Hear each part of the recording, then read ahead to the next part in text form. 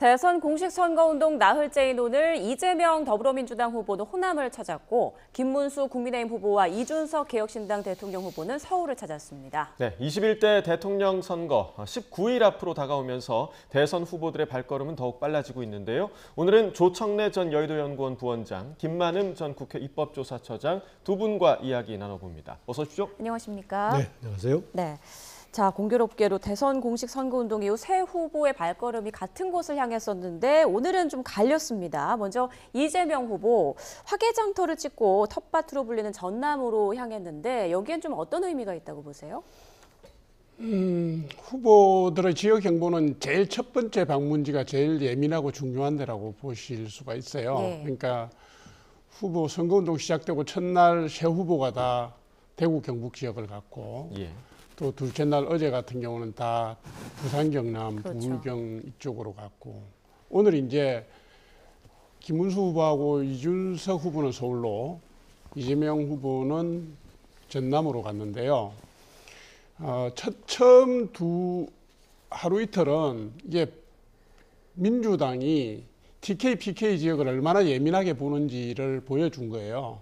사실은 민주당은 김대중 전 대통령 시절부터 끊임없이 동진 전략을 폈거든요. 왜냐하면 수도권 호남 충청으로 이어지는 서부 벨트만으로는 대통령이 되기 힘들다는 오래된 전략도 있고 그래서 영남표를 뺏어와야 된다 이렇게 노력을 했지만 20년에 걸친 노력에도 불구하고 역대 후보들 민주당 후보들이 가져간 표는 부산 경남 지역에서 37, 8% 수준이에요.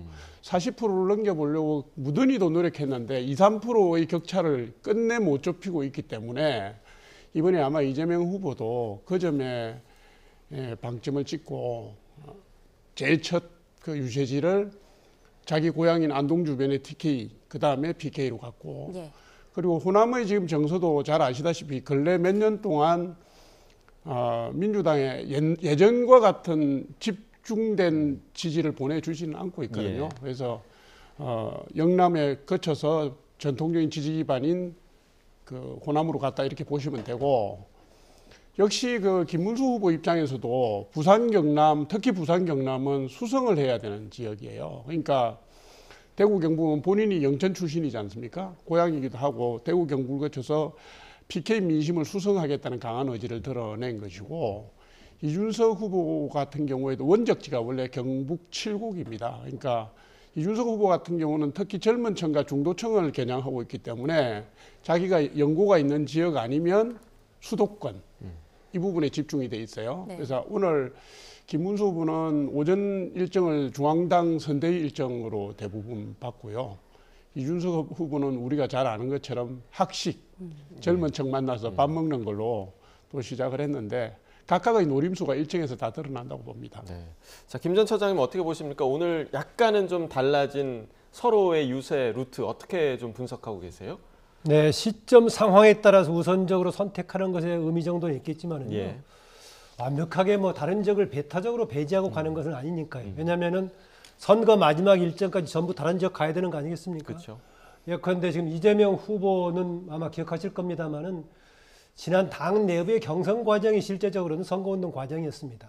그랬을 때 왜 우리가 이 자리에서 충청권을 먼저 시작했을까 그런 얘기 나눈 적도 있을 겁니다. 그래서 그런 연장선상에 갔다라고 보고요. 지금 특히 남해안 벨트, 그다음에 경북에서 시작해서 부산을 들러서 지금 남해안 벨트 가고 있는 지역은 결국은 호남을 향해서 간다는 건데요. 현재 대체적인 여론조사에서는 상당히 압도하는 분위기인데 그것이 흔들릴 여지가 있다면 역시 가장 많은 지지를 받고 있는 호남 지역이기 때문에 그걸 굳히는 분위기로 좀 가는 것 같습니다. 김문수 후보 뭐 다른 일정도 있을 거고요. 또 하나 보면은 되게 선거를 앞두고 이익단체들이 주요 후보들을 면담을 합니다. 본인들의 정책 제안을 하기도 하고 간담회를 하기도 하고 이런 일정과 같이 맞춰서 오늘 중기업 중항에 같이 맞물려 신도림 가고 한 것 같습니다. 또 하나 특징적인 것은 이제 제3 정도의 세력입니다만은 이준석 후보는 현재까지는 바닥 기층 유권자 전략보다는 세대 전략하고 그다음에 정책 전략 정도에 머무르고 있다. 현재로서 혹시 앞으로 본인이 대권에 승산 있는 경쟁까지 간다면 그 부분까지 가야겠지만 지금 정도로서는 일정한 정도의 지지를 확인하는 전략을 펴고 있지 않나 그런 느낌이 듭니다. 네. 자, 지금 국민의힘이 대법원 정문 앞에서 의원총회를 겸한 민주당 규탄 대회를 열었는데요. 현장 가보겠습니다. 반성하지 않는 것, 그리고 더 나아가 복수를 가하는 것이 진짜 범죄입니다, 여러분.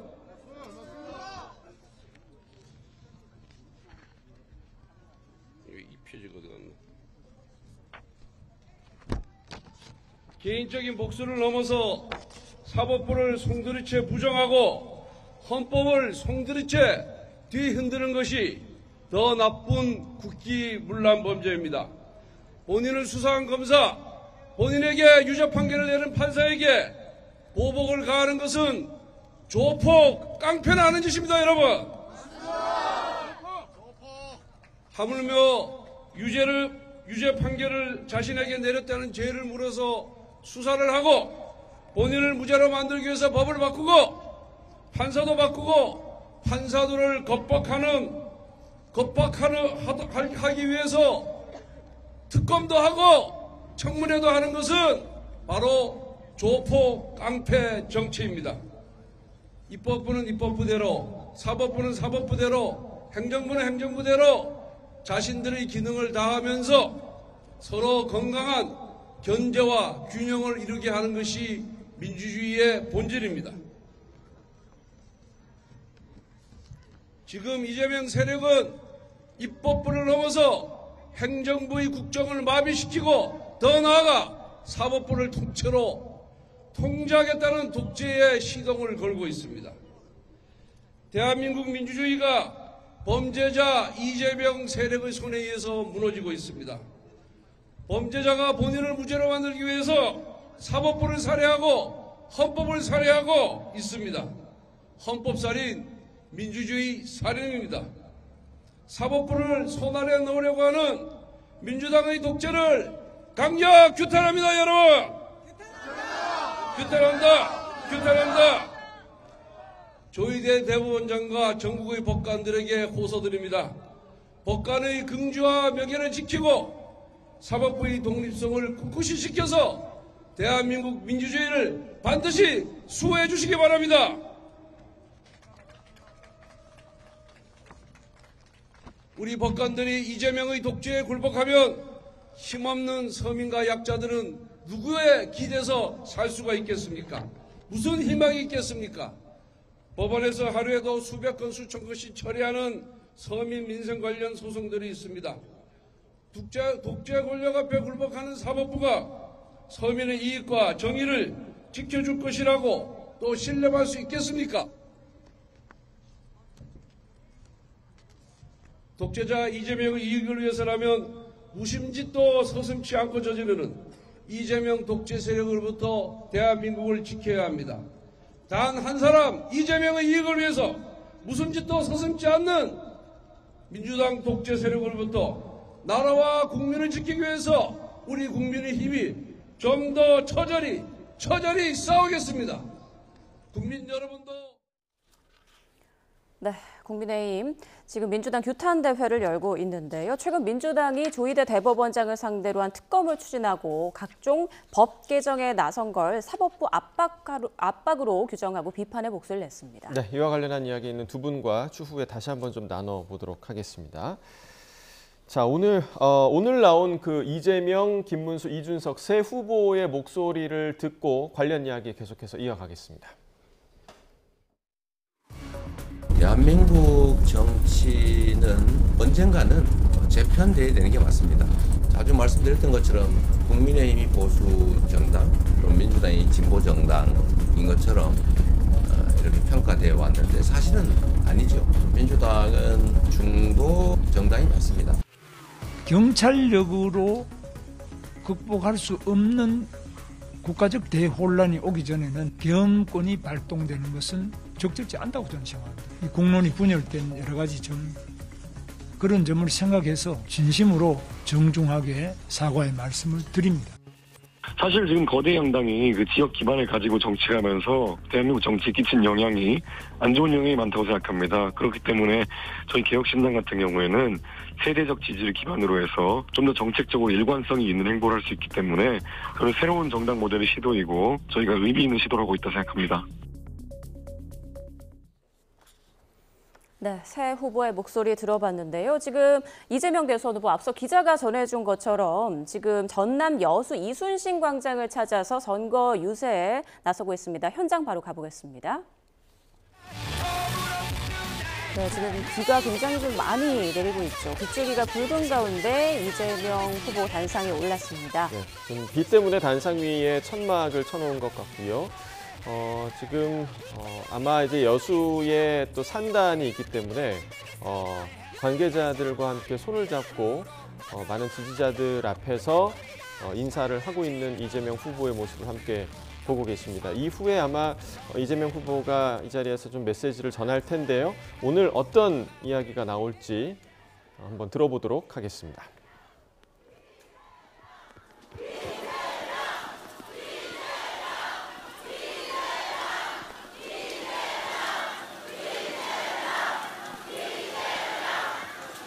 여수 시민 여러분, 이 우주에 이렇게 많은 분들이 함께해 주셔서 정말로 감사드리고 큰 책임감을 느낍니다. 고맙습니다.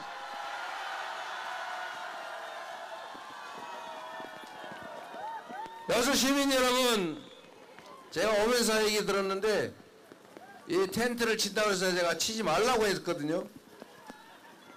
너무 죄송하네요. 고맙습니다. 정말로 이 비에 이렇게 와주셨으니 제가 이 여러분의 그 간절함과 그 절실함을 절대로 잊지 않겠습니다.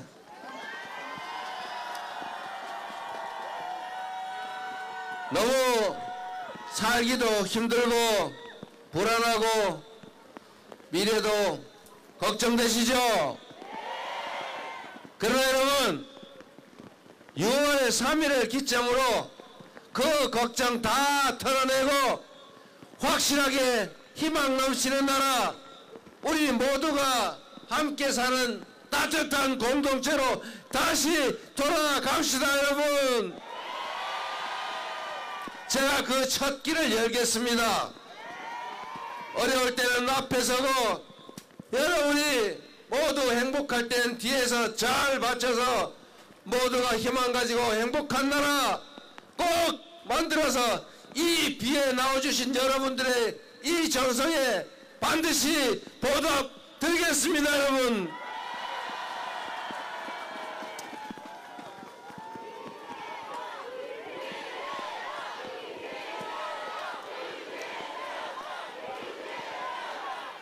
앞에 이렇게 우산에 가려 잘 보이지도 않는데 이렇게 함께 해주시니 정말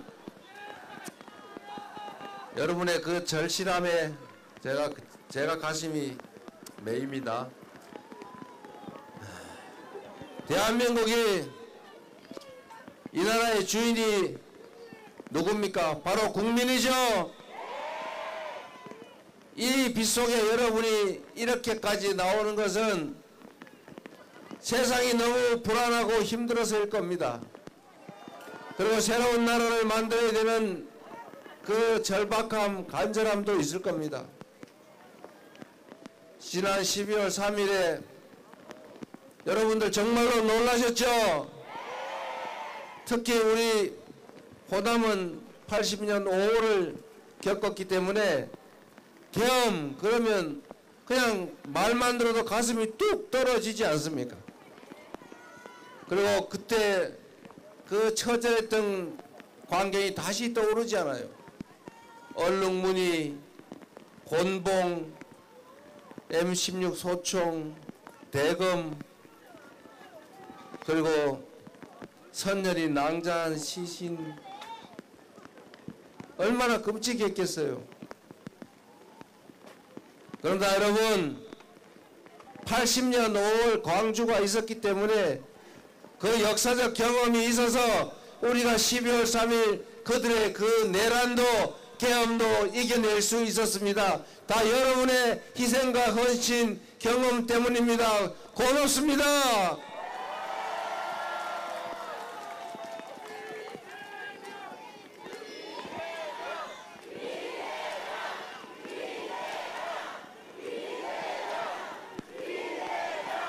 한강 작가가 말한 것처럼 과거가 현재를 돕고 죽은 자가 산 자를 살렸습니다. 우리 대한민국은 그리고 특히 호남 민중들은 위대합니다. 지난 그 어려운 국난 속에서도 언제나 우리 국민들은 그 위기를 기회로 바꾸고 국난을 극복했습니다. 조선시대 이 임진왜란 때도 우리 이순신 장군이 민중들과 함께 백성과 함께 위기를 이겨냈지 않습니까?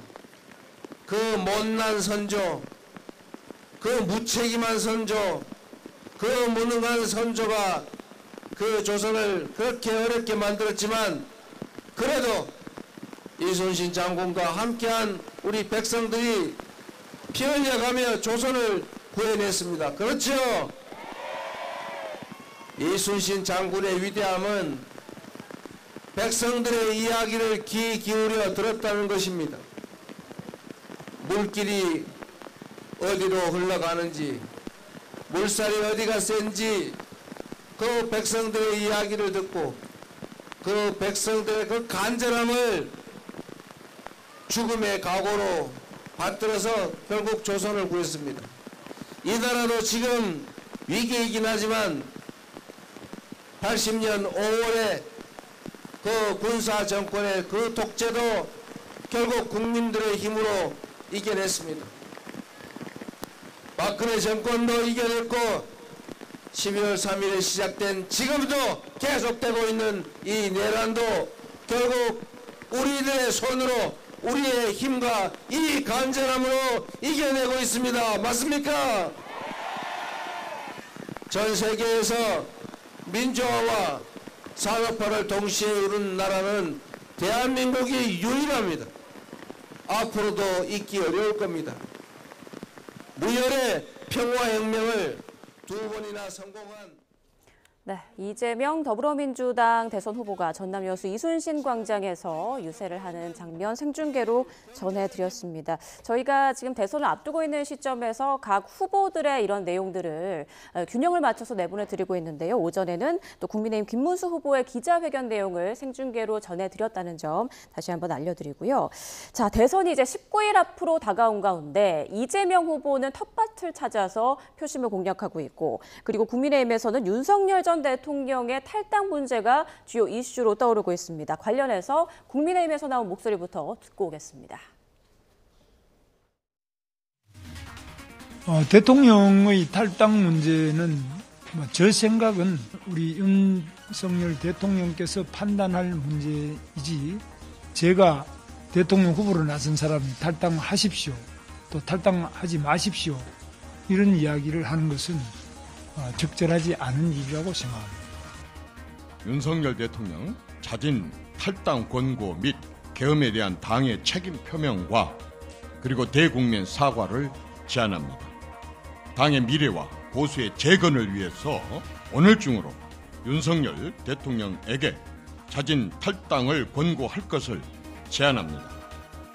여러 가지 다른 방법을 강구할 수 있다는 말씀을 드리겠습니다. 스스로 탈당하지 않는다면 출당 조치도 가능하다로 들리거든요. 그것도 하나의 여러 가지 방안 중에 하나의 방안이 될 수도 있다고 생각합니다. 네, 지금 국민의힘 내에서도 윤 전 대통령 자진 탈당과 관련해서 좀 다른 목소리가 나오고 있는데, 이 사안에 대해서 의견이 갈리는 걸까요? 조율이 좀 이루어지지 않는 걸까요? 어떻게 보십니까? 자세히 보시면요, 다른 목소리가 아니라 한 목소리가 나오고 있는 겁니다. 그리고 자세히 보시면 각각의 입장이 다르지만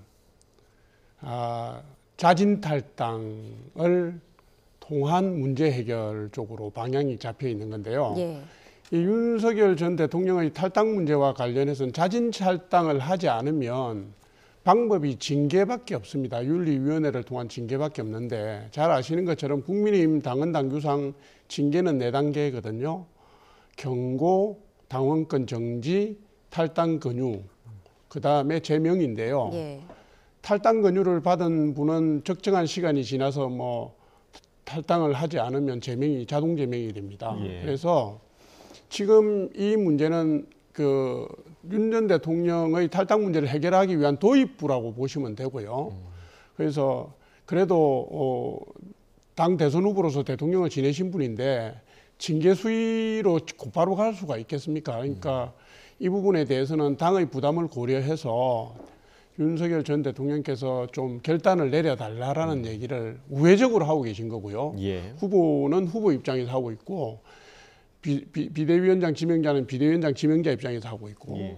또 공동선거 선대위원장은 공동선대위원장 위치에서 하고 있는 건데 결국은 수렴되는 위치는 어쨌든 중의를 모아서 탈당을 권유하든지 자진 탈당을 해야 된다는 쪽으로 가고 있는 겁니다. 이게 제가 왜 한 목소리라고 말씀드리냐면 불과 한 열흘이나 2주 전쯤하고 비교를 해보시면요.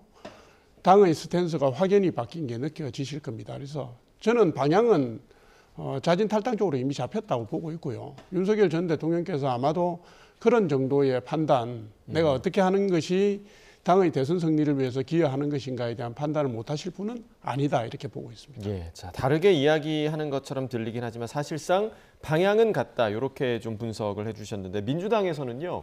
윤석열 전 대통령의 이 자진 탈당설과 관련해서 비판의 목소리가 또 나왔습니다. 들어보겠습니다. 윤 전 대통령은 탈당을 포함해 무엇이든 후보의 결정에 따르겠다며 사실상 김문수 후보에게 공을 떠넘겼습니다. 윤석열 대통령 덕에 장관도 해보고 대통령 후보까지 된 김문수 후보가 윤석열을 끊어낼 리 만무합니다. 마음에도 없는 탈당, 출당 얘기로 어그로 끌지 말고 내란에 대한 사과나 하기 바랍니다. 자, 뭐 어그로를 끄는 거다. 그러니까 일종의 언론 플레이를 하는 거다. 이런 지금 비판인데 사실 언론 플레이라는 거는 뭔가 이득이 있을 때 해야 되는 거 아니겠습니까? 어떻게 좀 이 지적에 대해서 어떻게 보셨어요? 네, 조 부원장 얘기로는 같은 목소리다라고 했었는데요. 이게 시간이 있습니다. 오늘이 아까 이제 19일 남겼다고 얘기했는데 예. 뭐 언젠가 할 거다 이런 얘기는 아닌 것 같고요. 국민들에게 쉽게 그런 메시지가 전달돼야 할 겁니다. 특히 지금 국민의힘은 아무래도 이번 대선에서의 가장 큰 쟁점이 지난 비상계엄의 후유증 아니겠습니까? 거기에다가 또 막판까지 재교체가 오가고 있던 후보 경선 과정의 후유증 문제 아니겠습니까? 예. 그런데 그걸 지금까지 남겨놓고 있어요. 더구나 오늘 보니까 공식적으로 이제 김용태 비대위원장 지명자가 공식적으로 임명된 것 같던데요. 김용태 비대위원장 젊은 30대 임명하면서 김문수 후보가 가지고 있지 않는 다른 장점들을 수용하겠다는 거고 이정현 지금 공동선대위원장도 이전까지 경선 과정에서는 한덕수 후보 진영이 있었던 거 아니겠습니까? 들어왔다는 것은 그쪽이 가지고 있었던 입장을 보완해서 수용하겠다는 것인데 예. 그런 점들을 빨리 수용하지 않고 비대위원장만 이쪽 방송 저쪽 방송 나가서 상당히 그런 입장 전하고 있고 후보는 애매하고 이야기하고 있고 제가 그래서 이런 상태로서 과연 지금 19일 남고 있는데 선거 임하는 자세인가? 제가 상대적으로 봤을 때요. 지금 경쟁하고 있는 민주당의 이재명 후보는 최근에 움직임을 보니까 과거에 민주당 주변에 있던 모든 사람들을 끌어안아서 하고 있어요. 거의 모두 포괄해서 하고 있는 수준인데 상당히 뒤져 있고 지금 여러 가지 약점을 가지고 있는 김문수 후보는 그런 문제를 가지고 주저해가지고 과연 대선 경선에서의 승산을 노리고 있는 것인가 좀 의심이 갈 정도로 너무 주저하는 것 같습니다. 네. 김 처장님께서는 지금 국민의힘 내에서 이 문제와 관련해 목소리가 좀 안 모아지고 있는 것 같다. 시간이 좀 걸릴 것 같다. 이렇게 보시는 거죠? 그냥 개별적으로 내부에 전당대회 하고 있다면 뭐 시간이 가더라도 모으면 되겠지만은요. 19일 내일이면 18일 네. 그리고 막판에 결정하는 사람도 일부 있지만은요. 이런 과정 속에서 유권자들은 선택을 결정합니다. 그리고 김문수 후보가 현상 유지하는 전략이 아니라 상당한 격차로 뒤지고 있는 상황에서 뭔가 반전의 기회를 노래하는 상황인데 이대로 무구작거리면서 할 수 있을지 국민 누구나 보기에 이번에 치르는 대선은 지난 비상계엄과 탄핵 이후에 그 후유증으로 치르는 거고요. 그렇기 때문에 그 문제를 어떻게 할 것인가. 김문수 후보가 당에서 막판에 경선에서 후보로 지명이 됐지만 그래도 한덕수 후보로 일부가 바꾸려고 했던 것도 그런 약점의 문제가 있었기 때문인데 그 문제를 이후에 통합하지 않고 뭉지적거리면서 과연 갈 수 있을지 아마 내부적으로 다른 판단이 나올 거로 기대를 합니다. 네, 조 부원장님 어떻습니까? 앞서 이제 한 방향으로 좀 모아졌다라고 말씀을 해주셨는데 전한길 씨 같은 경우는 아직 윤 전 대통령 탈당할 생각이 전혀 없다 이런 말을 하기도 했고 조원진 우리공화당 대표는 자진 탈당 가능성이 있다 이렇게 목소리가 굉장히 좀 엇갈리거든요. 메신저들마다 각각 다른 지금 메시지를 내놓고 있어서 좀 혼란스럽긴 한데요. 저는 개인적으로 진단하기로는 2, 3일 내에 이 문제는 정리된다 이렇게 봐요. 2, 3일 내에요. 예, 뭐냐면 계엄과 탄핵의 강이라고 표현들을 하잖아요. 그것을 건너지 않고 다음으로 나가기가 좀 여러 가지 어렵고요. 내란 혐의와 관련된 형사재판이 뭐 결론이 나려면 까마득한 세월이 걸리겠지만 이 대선 와중에 말입니다. 윤석열 전 대통령이 뭐 재판에 출두하고 출석하고 하는 이런 장면들이 오버랩 되는 게 선거공학적으로나 민심으로나 이게 맞지가 않아요. 그래서 이 부분과 관련해서 말입니다. 빠른 시일 내에 이렇게 결단이 내려지지 않으면 더 강한 반발, 더 강한 요구가 나올 겁니다. 더 강한 요구가 뭐냐면 아까 말씀드린 윤리위원회를 통한 해법이라든가 이런 것까지 돌출할 수 있는 상황이기 때문에 일단 수면 위에 올라오고 나면요, 이 문제는 시간을 끌 방법이 사실은 없습니다. 이미 현안이 됐기 때문에 제가 볼 때는 그렇게 시간을 끌지 않고 해법을 모색해서 갈 거라고 저는 보고 있습니다. 네. 덧붙이자면요, 이런저런 얘기가 나온다고 했는데 후보 입장이 정해지면은 이런저런 얘기가 나와도 소용이 없죠. 후보가 입장을 분명하게 하지 않고 있으니 그런데요. 저는 김문수 후보의 장점 중에 하나가 상당히 원칙이 있는 그런 행동을 해왔기 때문에 보기에 따라서 완고해 보이기도 한 이런 것이 있었죠. 그랬을 때 가장 중요한 부분에 대해서 본인이 원칙을 해줘야 되는데 이런 부분에 대해서 NCND하고 있는 입장이어서 좀 상당히 보기에도 그렇고요. 또 하나, 예전에 정권 말기라든가 선거를 앞두고 당의 총재라든가 대통령과 관련된 문제가 있을 경우에는 당사자들이 책임을 지고 자진 탈당을 했습니다. 오히려 반대 세력은 꼬리자르기라고 비판할 정도이고요. 아까 윤호중 의원이 하는 얘기 보세요. 오히려 탈당하는 것을 막고 계속 붙들고 있을 때 공세를 펼치기 쉽기 때문에 실제 탈당하지 않고 어그로 끌려고 하는 거다. 이렇게 공세 나올 정도임에도 불구하고 문기적거리는 국민의힘과 김문수 후보 좀 이해가 되지 않습니다. 예, 그러니까 저희 그 기자들 취재에 따르면 조금 전에 저희가 좀 보도를 해드렸습니다만 윤석열 전 대통령의 의중이 가장 중요한 부분 아니겠습니까? 근데 윤 전 대통령과 김문수 후보, 그러니까 김문수 후보가 이제 대선 후보로 확정된 이후에 통화를 했는데 그 통화에서 김문수 후보가 오히려 윤 전 대통령에게 자리를 지켜달라, 당을 나가시면 안 된다라고 요청했다고 지금 전해지고 있고 이 부분에 대해서 윤 전 대통령은 만약에 당에서 요청이 있으면 내가 뭔가를 하겠다라고 답한 것으로 지금 전해지고 있는데 이 통화 내용에 대해서는 좀 어떻게 보세요? 그러니까 그래서 김문수 후보가 지금 주저하고 있는 거 아닌가라는 결론이 나올 수도 있을 것 같은데. 이게 이제 뭐 어떤 경우에도 말입니다. 다 사람이 하는 겁니다. 익히 알던 분하고 통화를 하면서 내일 당장 탈당해 주세요. 이렇게 갈 수는 없지 않습니까?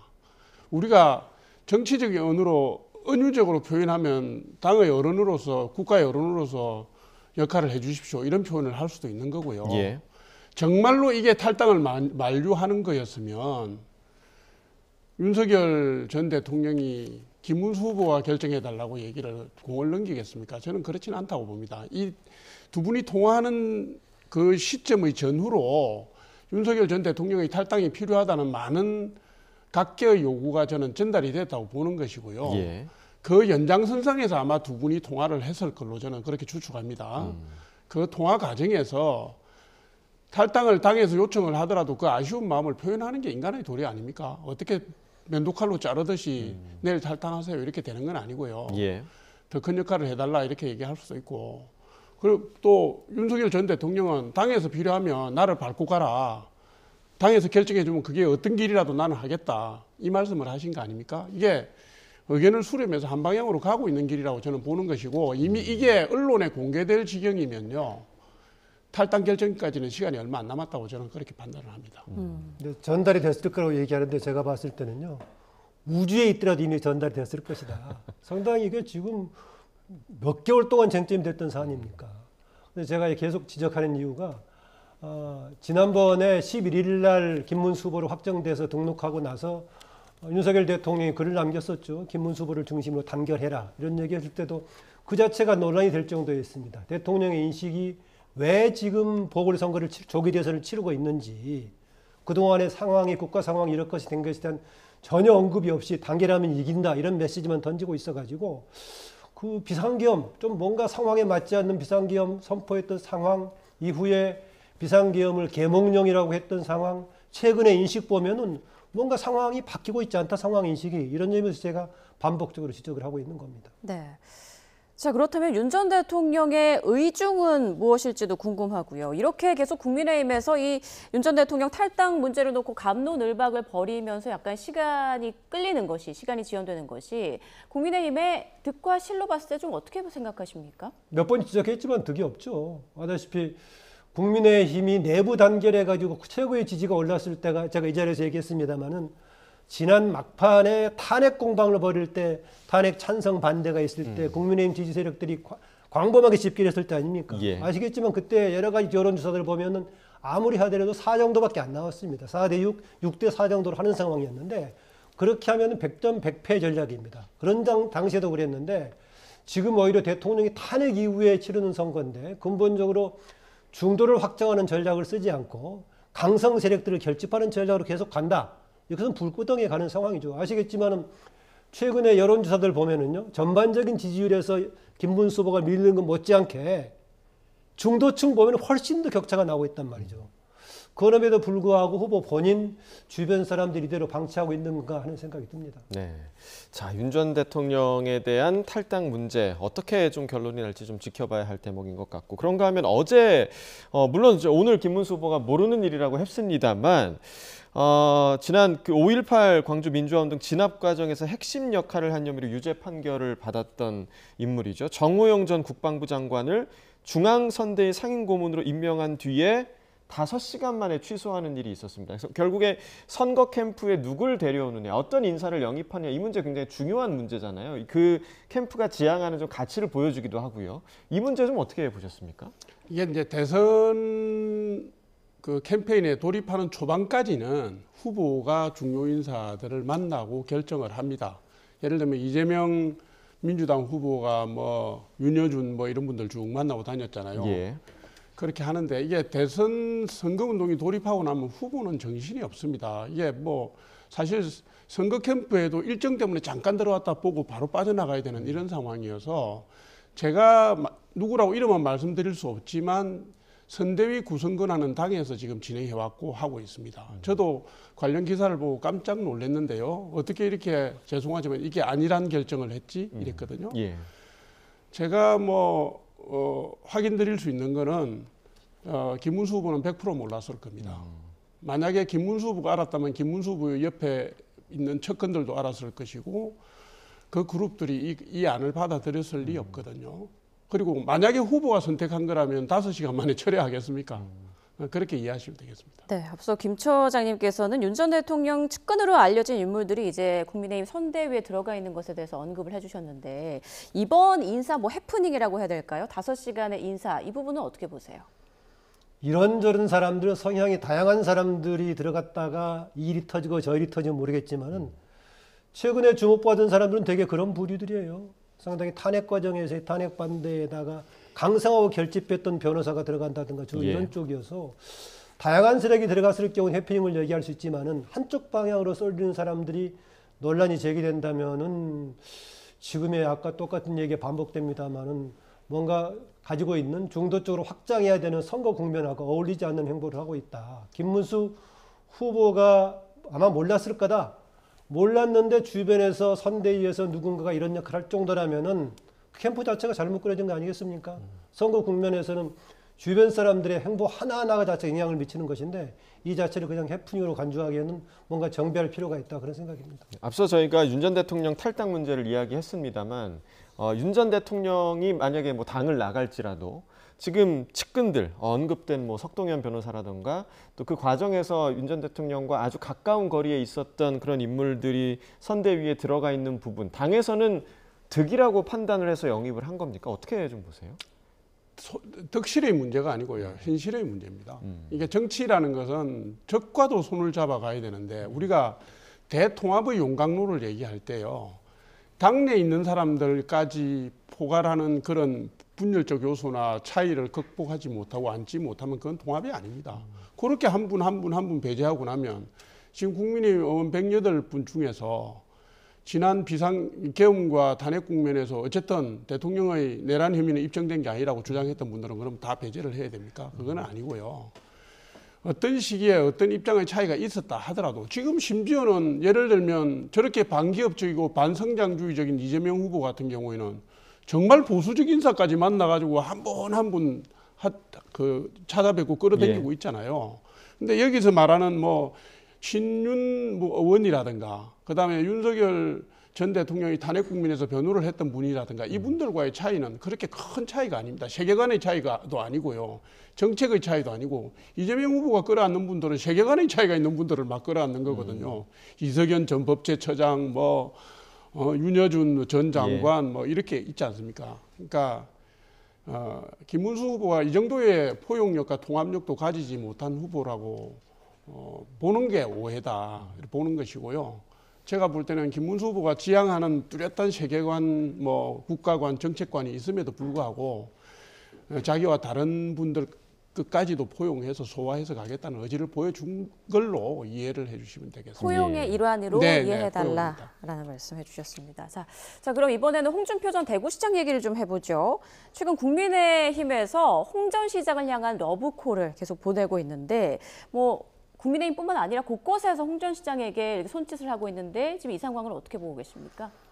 한때는 이재명 후보의 선대위원장으로 이쪽이 의뢰를 했고 심지어는 수용했다는 얘기까지 오보가 될 정도로 그렇게 됐었는데요. 전체적으로는 지금 국민의힘을 향해서 아주 비판적으로 얘기를 하고 있죠. 그러다 보니까 국민의힘 쪽에서는 끌어들이지 않으면 어렵다라고 얘기하고 있는데요. 지금 홍준표 전 후보뿐만이 아니라 다른 쪽도 지금 거의 지금 느슨하게 놔두고 있는 것 같아요. 막판에 이제 재영입, 재추진, 교체 논란이 됐던 한덕수 후보 쪽도 이정현 지금 공동선대위원장 들어가 있는 정도 수준인 것 같고요. 또 강하게 마지막 2인 붙었던 한동훈 후보 쪽은 제가 보니까 여기저기서 보니까 글로 SNS 등에 상당히 오히려 공격하고 있는 그런 정도 상황이에요. 그랬을 때 국가를 총책임지는 대통령에 임하는데 당 내부에서 경선했던 사람들의 입장도 해소하지 못한 채 국가 운영에 관해서 내가 맡겠다라고 호소할 수 있을까? 저는 이렇게 염려가 되는 부분입니다. 네. 그런데 이제 홍준표 전 시장 같은 경선 끝난 직후에 정계 은퇴를 좀 선언을 했었는데 이렇게 주변에서 자꾸 뭐랄까요? 좀 부추긴다고 할까요? 그렇게 되면 홍준표 전 시장에 대해서 주변에서는 정계 은퇴를 하지 않은 걸로 보고 있는 겁니까? 어떻게 좀 보고 계세요? 아니 그거는 본인의 그 뜻이 강하냐 안 하냐 그 문제고요. 저는 정치인의 정계 은퇴 선언은 믿지를 않습니다. 저도 정치권에서 관계가 있지만 잘 아시는 것처럼 국민이 부르면 언제든지 달려올 준비를 하면서 정계 은퇴를 하시기 때문에 믿지 않는데 제가 최근의 현상을 보면서 좀 가슴 아프고 안타깝게 생각합니다. 이게 뭐냐 하면요. 특정인을 거명해서 하지만 홍준표 지금 전 시장 전 후보 같은 경우에는 초반에 서운함을 표출하고 당내 여러 가지 일정이나 이런 게 공정하지 못했다라고 문제 제기하는 것까지는 사람으로서 이해를 합니다. 안 그렇겠습니까? 이게 대선 후보로서 뛴다는 것은 모든 것을 걸고 들어가는 것이고 자기 한 몸에 여러 사람의 중망과 미래까지 걸머지고 가는 것이기 때문에 이게 좌절됐을 때 상처가 매우 큰 거는 우리가 다 알잖아요. 그런데 나는 당으로부터 받은 게 없다. 내가 당이 다 망했을 때 한 번은 구했고 이런 말씀을 하시는 것은 좀 너무 나갔다 이 말씀을 제가 드립니다. 왜냐하면 당에서요 원내대표도 하셨고 옛날에 혁신위원장도 하셨고 당대표도 하셨고 그 다음에 대선 후보도 하셨고요. 그렇죠. 2017년에 경남지사 대구시장을 했는데 이게 당하고 아무런 관련이 없는 사람이 갈 수 있는 자리가 아닙니다. 다 아시잖아요. 그러면 거기에 걸맞는 역할을 가슴이 아프더라도 상처가 쓰리더라도 해줘야 된다. 이 말씀 제가 드리고 싶고요.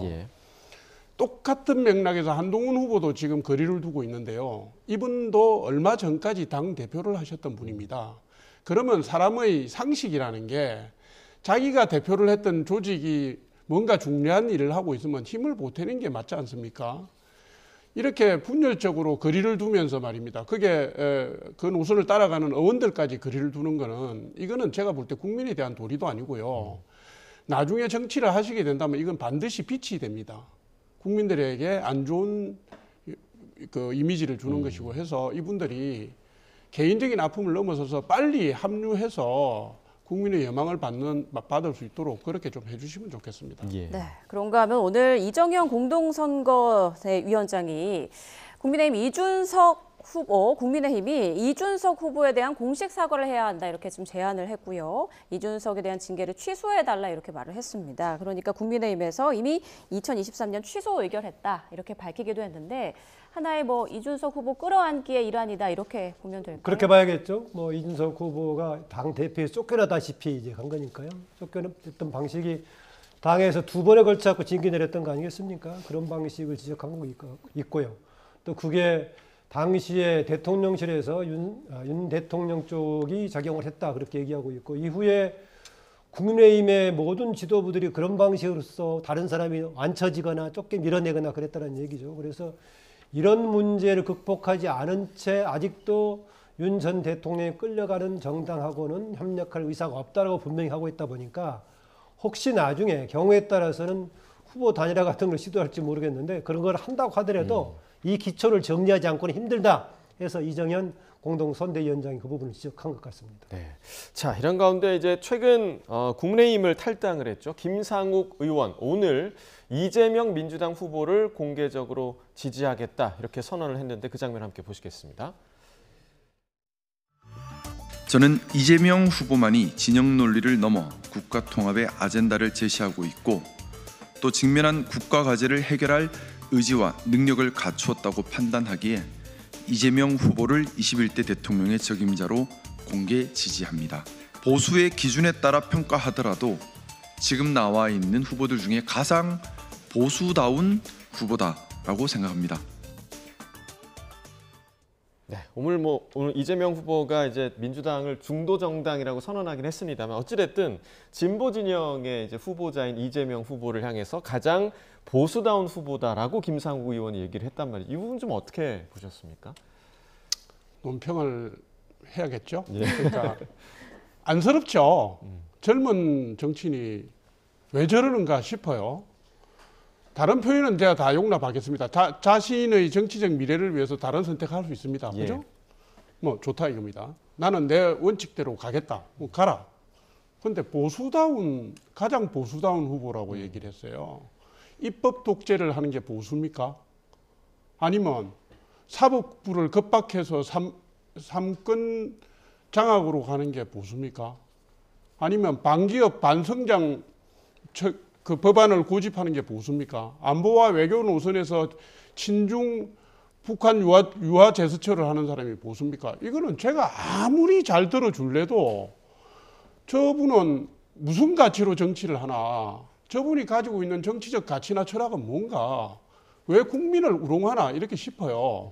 그냥 저는 국민의힘하고 안 맞아서 제 정치적 선택을 하겠습니다라고 하면 되지도 않은 논리 갖고 저렇게 안타깝습니다. 젊은 정치인이. 네, 네. 국민 우롱이라고까지. 네, 우롱이라고 했습니다. 네. 자, 이에 대해서 이제 이재명 후보가 김상욱 의원의 지지 감사하게 생각한다. 입당해서 함께하면 좋겠다. 이렇게 답을 했습니다. 이 같은 대화 그리고 앞으로의 행보 좀 어떻게 전망하세요? 예, 이재명 후보로서는 누구든지 자기한테는 좋은 거 아니겠습니까? 뭐 세력이 어떻든 아니면은 그동안의 노선이 어떻든 간에 모두 껴안으면은 본인으로서는 좋은 거고 또 바람직한 거니까요. 본인이 표방했던 통합의 리더십하고도 같이 맞는 거고 한 건데요.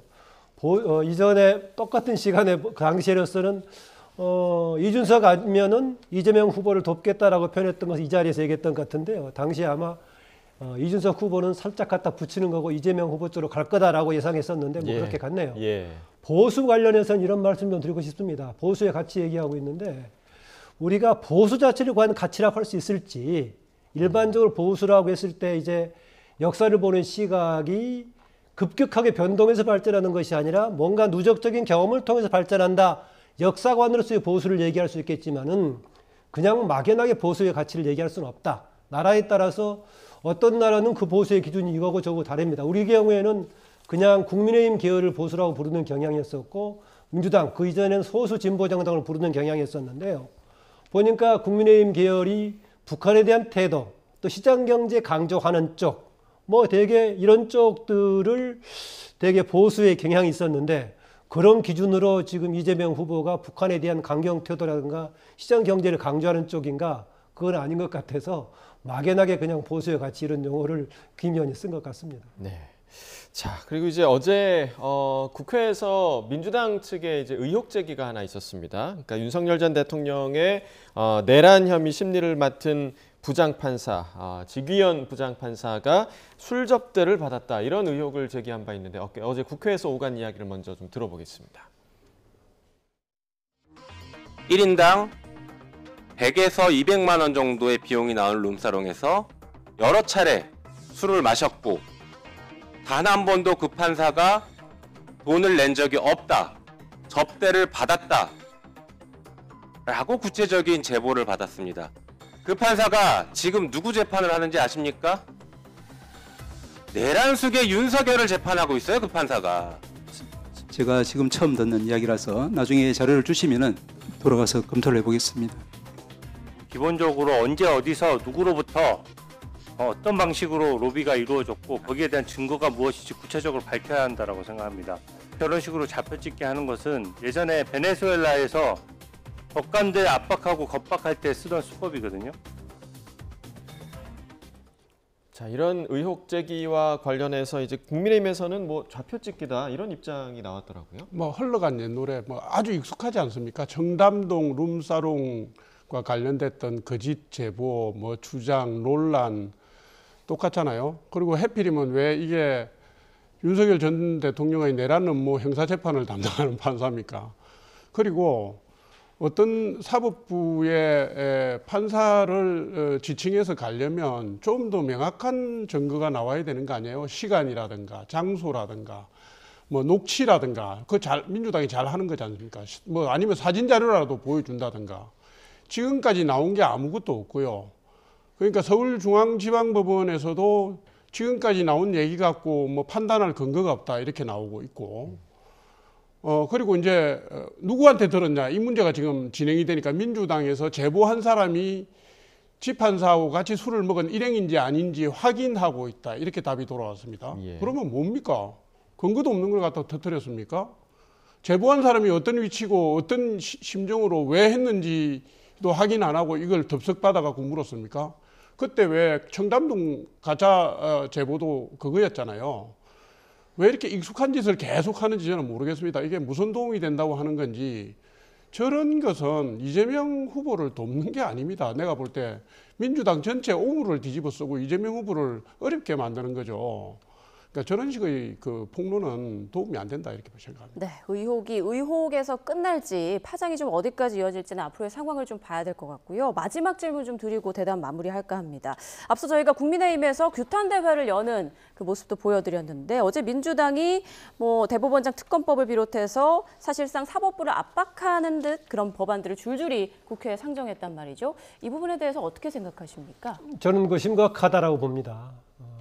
특히 지금 선거 국면에다가 일반적으로라도 뭔가 우리가 사법부에 대한 개혁 조치가 필요하면은요, 선거와 관련된 더구나 선거에서 자당 후보인 이재명 후보 관련된 거면은 당분간 오히려 유보하는 게 상식입니다. 유보하는 게 상식인데 그런 의혹을 무릅쓰고 전방위적으로 그런 문제를 뭔가 바꾸려고 하고요. 또 아마 세계적으로 판결에 대한 불만을 이유로 판사, 특히 대법원장까지를 국회에 소환해서 뭔가 압박을 가하고 이런 형태가 가능할 것인지 저는 이게 그냥 일반적인 원칙으로서의 삼권 분립 차원이 아니라 위헌적인 요소까지도 안고 있다는 거고요. 그 점에서는 성토할 만하다, 국민의힘에. 단, 왜 문제냐? 이런 문제를 성토했을 경우에 성토하는 당사자가 정당성을 갖고 있어야 됩니다.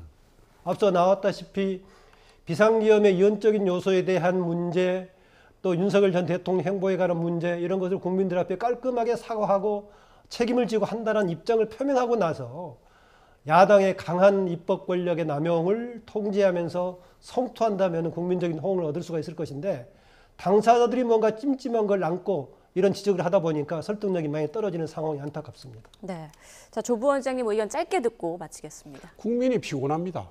이게 지금 대법원장이 무슨 뇌물을 받은 것도 아니고 로비를 당한 게 있는 것도 아니고요. 법리의 테두리 내에서 판결을 빨리 한 겁니다. 그러니까 대법원장하고 대법관 10명이 다 법리 적용을 한 게 잘못됐다고 판단을 민주당이 할 수 있습니까? 없습니다. 그러니까 특검법의 사안이 안 됩니다. 무슨 허위 사실 공표죄도 없앤다 그러지, 대법관을 30명에서 100명으로 늘리겠다고 그러지, 법원 체계를 사심제로 해서 법원의 판단을 헌법재판소에서 판단하게 만들겠다고 하지, 정말 알아듣지 못할 얘기를 해서 국민들이 굉장히 피곤하다 이 말씀 드립니다. 네, 알겠습니다. 두 분 말씀 여기까지 듣죠. 조청래 전 여의도연구원 부원장, 김만흠 전 국회 입법조사처장 두 분과 함께했습니다. 고맙습니다.